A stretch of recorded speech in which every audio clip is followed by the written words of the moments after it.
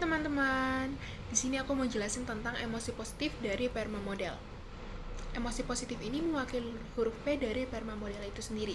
Nah, emosi positif itu apakah hanya kegembiraan?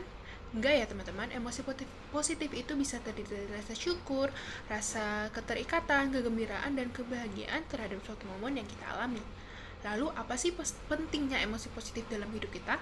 Nah, dengan adanya emosi positif, kita itu bisa menjadi lebih kreatif, lebih terbuka, dan lebih melihat dunia dengan kemungkinan yang lebih luas. Dengan emosi positif ini, kita mungkin dapat mensyukuri hal-hal kecil di sekitar kita.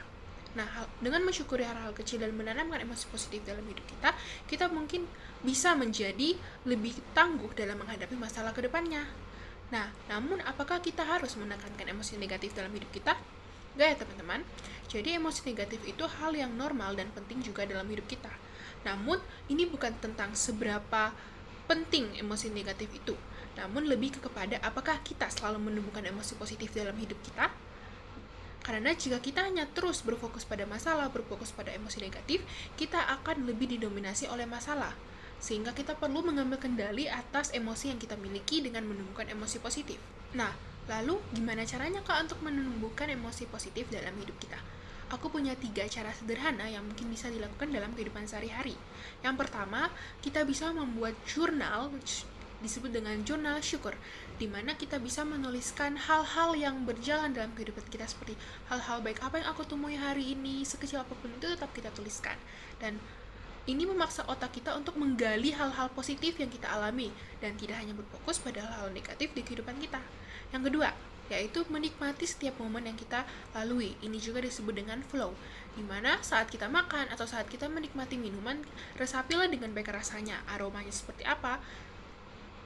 Kemudian, saat kita melakukan suatu aktivitas, fokuslah, jangan terdistraksi dengan ponsel. Seperti contohnya ketika kita naik motor dan dibonceng oleh seseorang, kita di belakang mungkin bisa mencoba dengan menikmati suasana sekitar.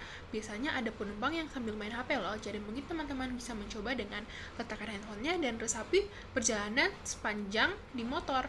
Dengan 3 cara ini, kita bisa melatih hati kita untuk menjadi lebih positif dengan menikmati lingkungan di sekitar kita. Itulah mengapa emosi positif ini itu disebut sebagai kemampuan atau skill, bukanlah keberuntungan. Karena dengan emosi positif kita akan lebih sehat, lebih tangguh, dan lebih bahagia. Sehingga teman-teman jangan tunda. Ayo kita mulai latihan untuk menikmati setiap momen dalam hidup kita. Karena dengan menikmati setiap momen, hal ini bisa membantu untuk mengembangkan emosi positif dalam hidup kita, sehingga hari-hari yang kita jalani juga akan terasa lebih mudah dan terasa lebih cepat untuk dijalani. Sehingga ayo kendalikan kebahagiaan teman-teman dan ambil alih emosi teman-teman. Jangan terjebak di emosi negatif ya. Bye bye.